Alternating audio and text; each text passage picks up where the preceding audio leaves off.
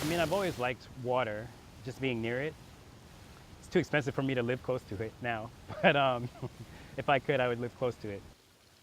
My name is Royce Francis. I am an assistant professor in Department of Engineering Management and Systems Engineering here at GW. And my research focuses on the intersection of environmental engineering and public policy. Drinking water affects everyone.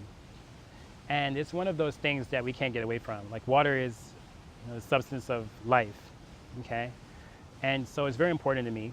It holds a religious significance as well because as a Christian, one of the most important rites is being baptized, and that means involves being immersed in water. And so for us, water represents purity as well. When we're immersed in water, it represents a new life. One of the long-term concerns that I have is really that there are many people who don't necessarily have access to safe drinking water. One of the ways that we've tried to solve that problem is by making sure they can have what we call point of use treatments. At the place where you're going to use the water, you treat it right there before you use it.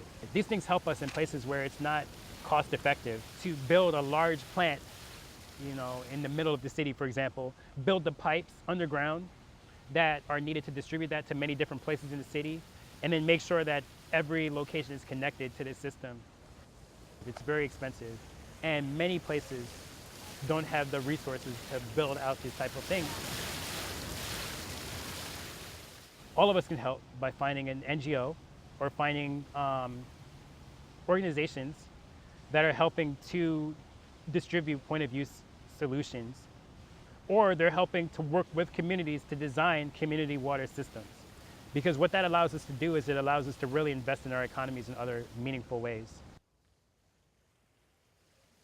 And to me, I feel very strongly that if we're able to expand the reach of infrastructure, water infrastructure, then we could definitely have these contributions from the rest of our global community.